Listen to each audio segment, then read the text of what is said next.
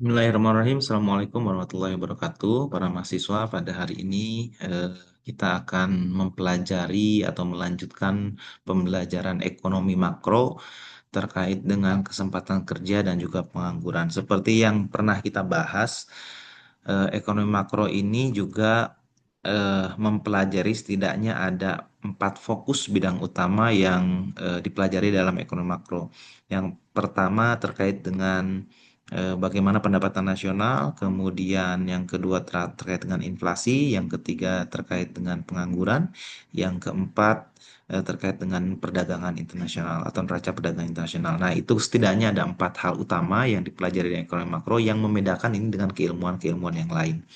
Nah, pada kesempatan kali ini kita akan membahas terkait dengan kesempatan kerja dan juga pengangguran. Jadi materi ini nanti akan mempelajari terkait dengan bagaimana sebetulnya posisi pekerja atau posisi orang yang disebut sebagai pekerja ataupun non pekerja ataupun pengangguran. Termasuk juga nanti bagaimana sebetulnya kita bisa mensikapi atau pemerintah bisa mensikapi pengangguran-pengangguran yang terjadi di Indonesia dan juga bagaimana cara mengatasinya. Baik, selanjutnya kita lihat. Jadi para mahasiswa, kalau kita lihat dari posisi tenaga kerja ini terbagi ke dalam 2 kategori. Ada angkatan kerja dan ada bukan angkatan kerja. Nah, angkatan kerja ini eh, masyarakat yang memasuki masa produktivitas, gitu ya, masa produktivitas. Yang pertama, yang kedua masyarakat yang memang sedang mencari pekerjaan, gitu ya. Eh, atau yang bekerja dan juga sedang mencari pekerjaan. Sedangkan bukan angkatan kerja ini salah satu cirinya adalah dia tidak memasuki masa usia produktif. Nanti kita lihat masa usia produktif itu yang seperti apa. Yang kedua memang tidak sedang mencari pekerjaan dan tidak berniat untuk bekerja. Misalkan contoh mahasiswa atau pelajar atau juga ibu rumah tangga, maka dia tidak dikategorikan sebagai angkatan kerja. Kemudian angkatan kerja ini juga ada yang sebagai pekerja dan juga ada yang sebagai pengangguran. Yang sebagai pekerja, maka dia posisinya pada saat disurvei atau pada saat dia disensus, dia sedang bekerja. Maupun itu dia bekerjanya penuh waktu atau paruh waktu. Nah, ini kita bahas juga terkait dengan pekerjaan penuh waktu dan paruh waktu. Nah, kemudian juga angkatan kerja ini ada yang menjadi seorang pengangguran. Nah, pengangguran ini juga macam-macam. Ada pengangguran karena dia menganggur, sedang mencari pekerjaan. Ada juga pengangguran karena dia misal posisinya dia sedang dinonaktifkan dari pekerjaannya. Nah, tadi ya bahwa pengangguran itu salah satunya bahwa dia sedang mencari pekerjaan atau pada saat disensus eh, dia sedang menganggur gitu ya dan sedang berusaha mencari pekerjaan atau misalkan dia tadi sedang dibebas tugaskan dan sedang berusaha juga mencari pekerjaan. Jadi pengangguran ini disebut sebagai pengangguran apabila memang dia posisinya pada saat itu sedang mencari pekerjaan atau sedang tidak bekerja. Nah, kita balik lagi ke pekerja. Pekerja ini tadi ada yang disebut dengan pekerja penuh atau full employment, dan ada juga pekerja setengah menganggur. Nah, di beberapa literasi juga ada yang disebut sebagai pekerja eh, apa pengangguran terselubung, gitu ya. Nah, ini juga hampir mirip sebetulnya kategorinya ke dalam pekerjaan setengah menganggur. Setidaknya yang membedakan ada 3 hal utama yang membedakan antara dia bekerja full atau full employment dan juga sebagai seseorang yang sedang menganggur. Yang pertama, perbedaannya adalah dari segi waktu pekerjaan. Kalau pekerja penuh waktu, mereka bekerja itu kurang lebih 40 jam ke atas. Jadi kalau misalkan kita rata-ratakan dalam 1 minggu itu di setiap di setiap pekerjaan itu bekerja dari hari Senin sampai dengan hari Jumat 5 hari dan hari kerjanya adalah 8 jam, maka full employment ini adalah orang-orang yang bekerja full waktu gitu ya dari Senin sampai dengan Jumat bekerja 8 jam. Itu disebut dengan full employment. Sedangkan setengah menganggur di bawah itu. Jadi dari segi waktu juga sudah beda. Full employment itu lebih dari 40 jam, kalau setengah menganggur itu kurang dari 40 jam. Yang kedua dari segi upah. Kalau full employment, upahnya itu dia full. Artinya sesuai dengan UMR di apa di tempatnya masing-masing. Kalau UMR misalkan di suatu tempat itu sekitar 3.500.000, maka pekerja full employment juga memiliki kategori dia UMR-nya sama 3.500.000. Tapi kalau setengah menganggur dia bekerja tetapi dia di bawah itu UMR-nya atau gaji yang dia dapatkan. Kemudian yang ketiga terkait dengan linearitas pekerjaan. Nah, kalau kategori pekerja penuh waktu dia sesuai dengan apa yang bidang sesuai dengan bidang keahliannya. Kalau dia keahliannya di bidang menjahit, maka dia bekerjanya di bidang menjahit. Kalau dia keahliannya misalkan di bidang accounting, maka dia akan bekerja di bidang accounting. Kalau dia keahliannya pajak, maka dia akan bekerja di sektor pajak begitu ya. Perbedaannya dengan setengah menganggur, dia kerjanya ya tidak sesuai dengan bidang keahlian tentunya ya, sehingga produktivitasnya cenderung lebih rendah dibandingkan dengan pekerja penuh waktu. Nah, itu kategori pekerja pun macam-macam. Atau tadi itu setengah menganggur, mungkin ada beberapa yang juga menyebutkan sebagai pengangguran terselubung. Nah, ini yang sangat berbahaya sebetulnya yang harus di apa disesuaikan gitu ya, harus diperbaiki oleh pemerintah. Pekerjaan-pekerjaan seperti ini justru sebetulnya menghambat perekonomian sebuah negara karena eh, tingkat produktivitas yang cenderung lebih rendah dibandingkan pekerja-pekerja penuh waktu.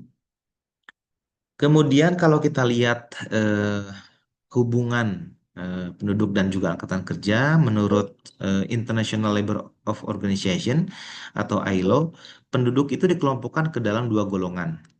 Yang pertama golongan produktif, yang kedua golongan non produktif. Tadi juga sudah disinggung sedikit.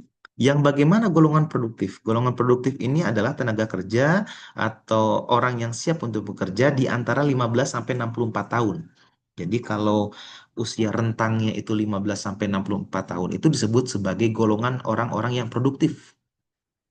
Nah, yang kedua ada golongan-golongan yang non produktif. Nah, maka ini di luar usia kerja 0 sampai 14 atau di atas 64 tahun gitu ya. Itu disebut sebagai golongan non produktif. Nah, ini juga yang mungkin mendasari di kita beberapa pekerja itu pensiunnya di usia 65 tahun gitu ya, atau bahkan kurang dari itu, ada yang 60 tahun atau bahkan 55 tahun karena sudah cenderung memasuki masa-masa usia non produktif.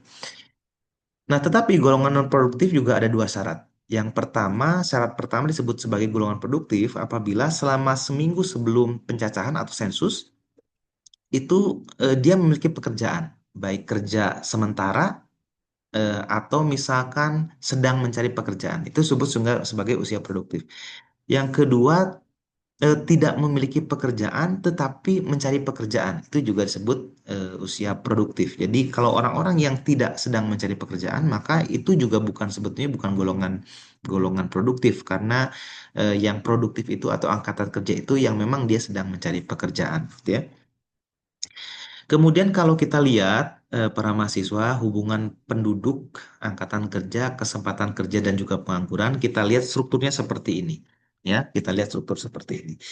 Jadi kalau dalam sebuah negara ada sebuah penduduk, maka penduduk ini dibagi ke dalam dua kategori. Ada penduduk usia kerja, ada penduduk di luar usia kerja. Nah, penduduk usia kerja kategorinya adalah penduduk di antara 15 sampai 64 tahun yang dia memang sedang mencari pekerjaan atau dia sedang bekerja atau yang sedang mencari pekerjaan. Itu disebut dengan penduduk usia kerja, gitu ya. Ada juga penduduk di luar usia kerja. Nah, penduduk di luar usia kerja ini maka penduduk ini yang di bawah usia kerja, yaitu 0 sampai 14 tahun. Kalau di atas usia kerja antara 64 tahun ke atas lah ya. Ada yang sampai 80, 90 dan sebagainya. Nah, ini penduduk usia kerja. Di penduduk usia kerja juga ada yang disebut sebagai angkatan kerja dan ada bukan angkatan kerja. Angkatan kerja ini dia masuk usia produktif dan dia juga sedang mencari pekerjaan. Itu angkatan pekerja atau angkatan kerja. Ada juga jenisnya bukan angkatan kerja, masuk usia produktif, tetapi mereka tidak mencari pekerjaan atau memang sengaja tidak bekerja. Contohnya misalkan anak-anak sekolah, para mahasiswa. Nah, dia angkatan kerja, usianya usia produktif, hanya saja tidak sedang mencari pekerjaan.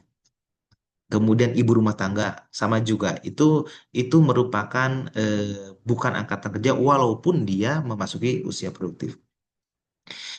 Nah, di usia produktif memang sebaiknya eh, di dipenuhi oleh angkatan kerja. Jadi mereka yang sedang mencari pekerjaan, bagus-bagus yang sedang bekerja. Karena nanti terkait dengan dependensi ratio. Nanti kita akan bahas tentang dependensi ratio. Jadi eh, pemerintah bagaimana mencari cara supaya angkatan kerja ini yang siap untuk bekerja ini juga banyak, peluang bekerjanya banyak, begitu ya. Dan angkatan kerja sebaiknya bisa bekerja semua. Jadi memang dari struktur ini yang membahayakan itu sebetulnya bukan angkatan kerja, yang bukan angkatan kerja atau bukan penduduk di luar usia kerja.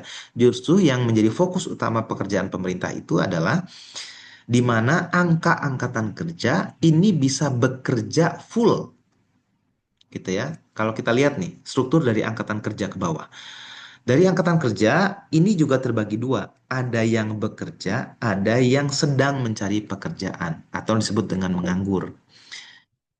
Nah, yang bekerja nanti juga ada yang bekerja penuh waktu, tadi sudah masuk kategorinya, ada yang setengah menganggur.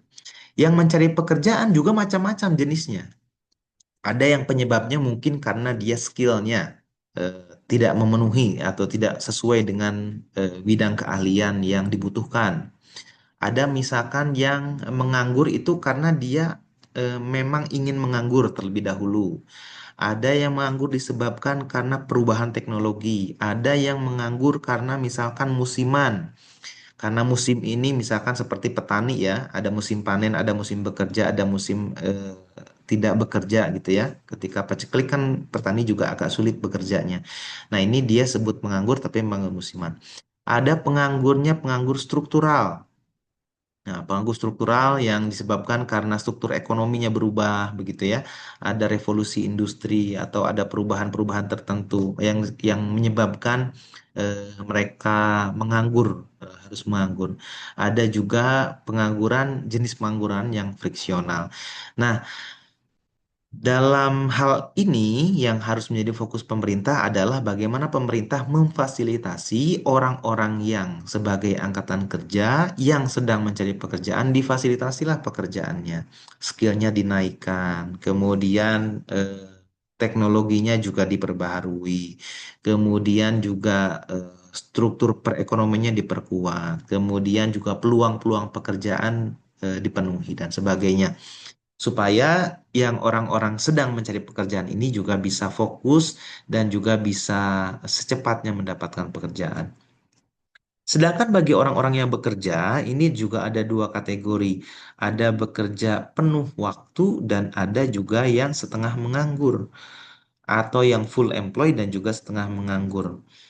Yang bekerja penuh waktu tadi sudah ada kategorinya, setidaknya ada tiga yang membedakan gitu ya. Dari segi waktu bekerja, yaitu lebih dari 40 jam, sedangkan setengah menganggur itu kurang dari 30 jam atau kurang dari 40 jam. Dari segi pendapatannya juga apa belum memenuhi UMR kalau yang setengah menganggur. Kalau pekerja penuh waktu itu dia sudah UMR-nya sudah lebih dari UMR. Dan dari segi linearitas pekerjaan atau keahlian pekerjaan gitu ya. Nah, yang setengah menganggur ini keahliannya tidak sesuai dengan bidang pekerjaannya tidak sesuai dengan bidang keahlian, sedangkan yang penuh waktu ini sesuai dengan bidang keahlian. Nah, yang setengah menganggur ini juga sebetulnya bukan sesuatu hal yang sangat membahayakan atau yang menjadi fokus utama pemerintah. Tetap yang menjadi fokus utama pemerintah ini adalah pekerja-pekerja yang sedang mencari pekerjaan gitu ya. Nah, baru setelah angkatan kerja semua terpenuhi, maka kita bisa fokus ke eh, ke pekerja-pekerja yang setengah menganggur ini atau di beberapa literatur juga disebutkan sebagai pekerja-pekerja yang apa pekerja apa tuh namanya hmm, terselubung gitu ya, pekerja-pekerja terselubung atau pengangguran terselubung. Jadi pekerja yang pendapatannya juga tidak sesuai dengan UMR, kemudian tingkat produktivitasnya juga sangat rendah dan juga linearitas antara bidang keahlian juga dengan dunia pekerjaannya juga tidak sesuai. Sehingga ini nanti ke depannya bisa menjadi fokus utama pemerintah untuk menangani posisi pengangguran yang ada di Indonesia. Kemudian kalau kita lihat menurut Eko tahun 2009, ketenaga kerjaan ini diklasifikasikan menjadi tiga macam. Yang pertama tenaga kerja terdidik atau skill labor, yang kedua tenaga kerja terlatih atau trainer labor, dan yang ketiga tenaga kerja tidak terlatih atau unskilled labor. Kalau tenaga kerja terdidik atau skill labor seperti misalkan tenaga kerja yang dia fokus untuk mendapatkan pekerjaannya dimulai dari pendidikan seperti menjadi seorang guru, menjadi seorang dokter, menjadi seorang arsitek. Nah, itu kan dimulai dari pendidikan.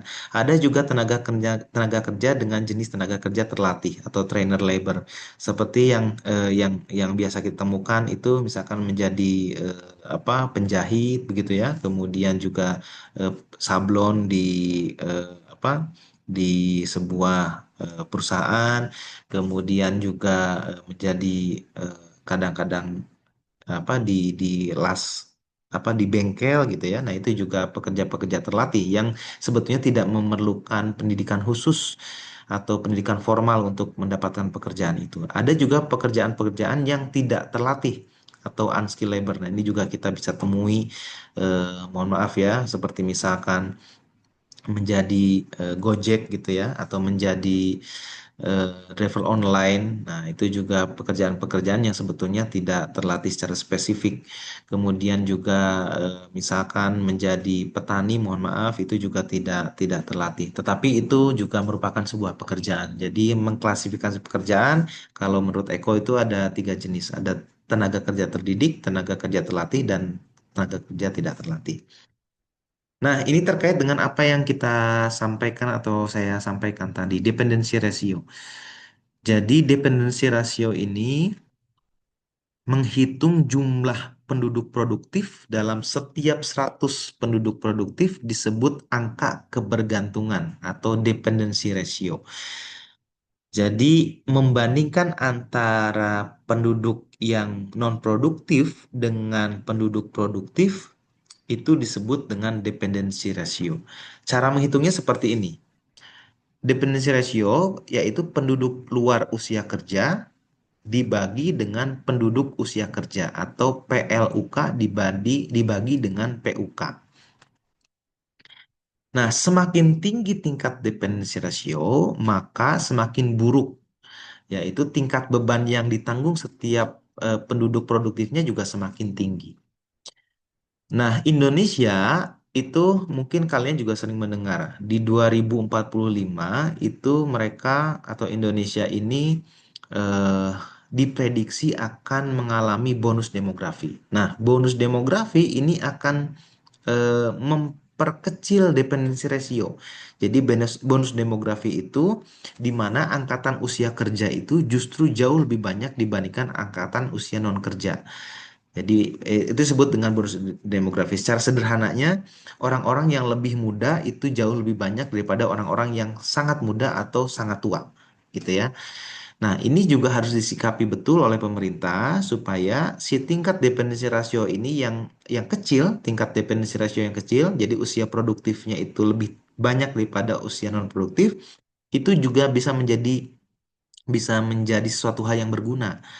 Nah, caranya bagaimana? Caranya adalah usia-usia produktif ini, terutama angkatan kerja, itu disediakan lapangan pekerjaan yang sangat banyak. Skillnya ditingkatkan. Kemudian juga peluang-peluangnya diperbesar. Sehingga nanti dependency ratio yang kita dapatkan itu kecil, juga tingkat produktivitasnya juga sangat tinggi.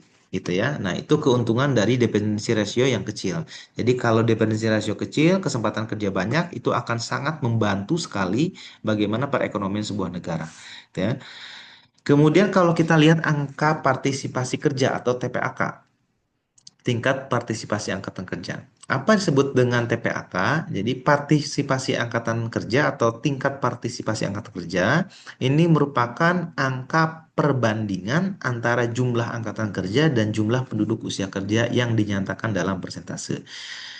Jadi kalau kita lihat tingkat partisipasi angkatan kerja, cara yang menghitungnya adalah angkatan kerja dibagi dengan penduduk usia kerja. Jadi nanti kita lihat Kalau kalau tingkat angkatan kerjanya tinggi, penduduk usia kerjanya rendah, atau misalkan tingkat angkatan kerja tinggi, penduduk usianya juga tinggi, maka nanti akan terjadi apa produktivitas yang turun atau produktivitas yang rendah. Tapi kalau misalkan angkatan kerjanya juga tinggi, penduduk usia kerjanya juga sebanding atau misalkan 70%, 80%, nah itu akan sangat bagus gitu ya. Bahkan misalkan sampai 90% itu sangat bagus. Tetapi kalau misalkan bagi perekonomian ya, tapi kalau misalkan apa tingkat partisipasinya misalkan hanya 50% atau 60%, nah itu sangat sangat kurang bagus bagi sebuah negara ya.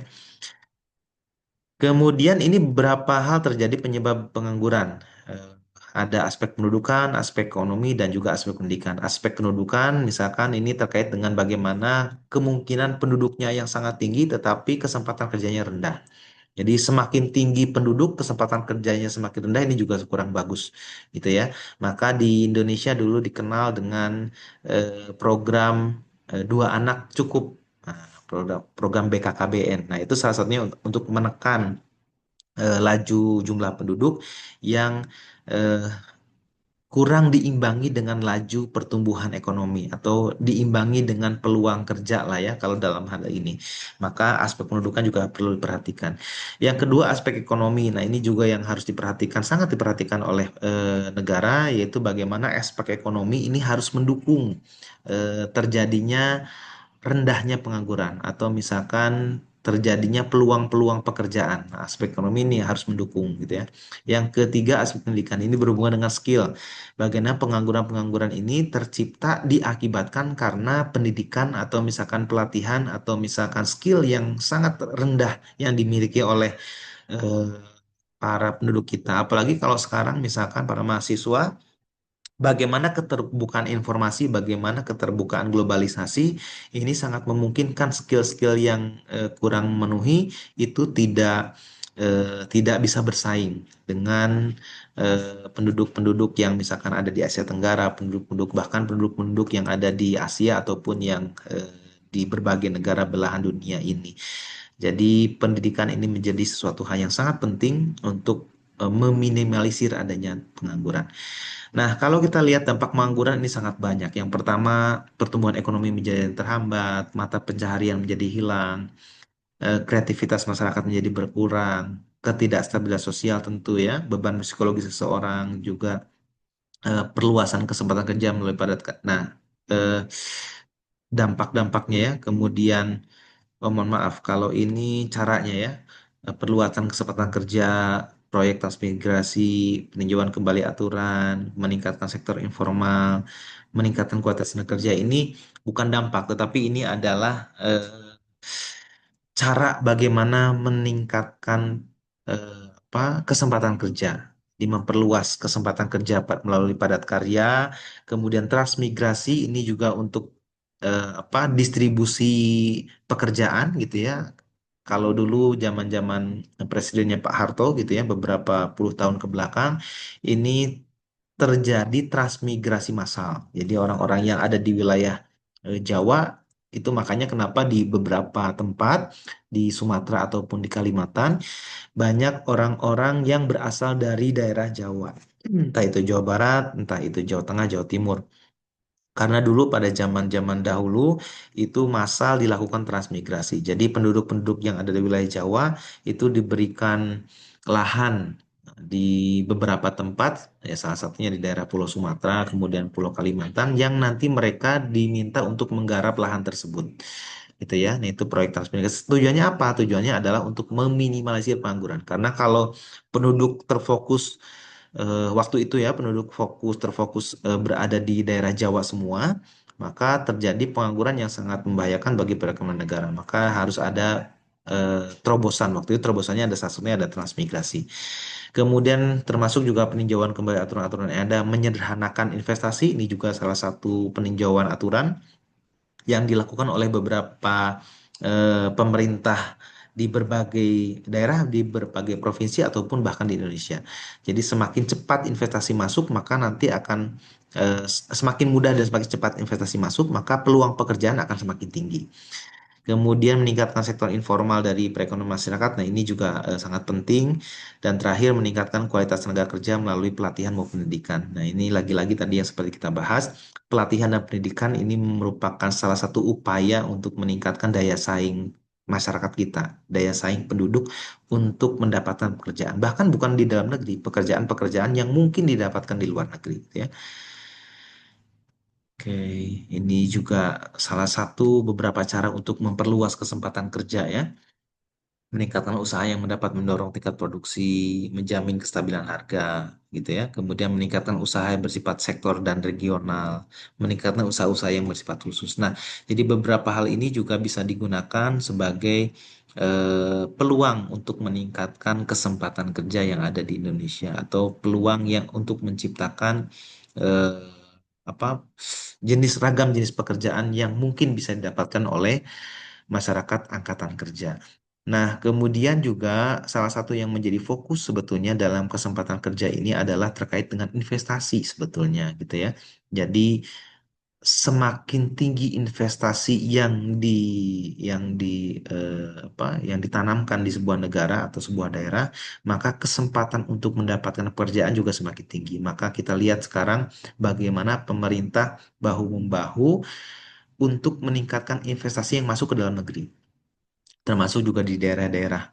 Kalau kita lihat bagaimana ada beberapa baligo gitu ya di beberapa tempat itu yang yang eh, promosikan, yang mempromosikan daerah-daerah tertentu untuk supaya eh, perusahaan itu mau berinvestasi atau pabrik-pabriknya ini secara mudahnya pabriknya masuk ke daerah tertentu dengan tentu dengan berbagai kelebihan ya, akses pasar, kemudian juga UMR yang mungkin jauh lebih rendah, kemudian juga perizinan yang jauh lebih mudah, kemudian insentif-insentif investasi yang juga apa sesuai dengan keinginan pengusaha dan sebagainya. Tentu peluang besarnya peluang investasi ini juga akan menambah peluang besarnya kesempatan kerja untuk masyarakat yang pada ujung-ujungnya ini akan meningkatkan pendapatan asli daerah kalau di daerah, meningkatkan APBN yang nantinya juga akan meningkatkan pendapatan nasional, kemudian juga meningkatkan pendapatan masyarakat yang nantinya juga akan meningkatkan kesejahteraan dan sebagainya.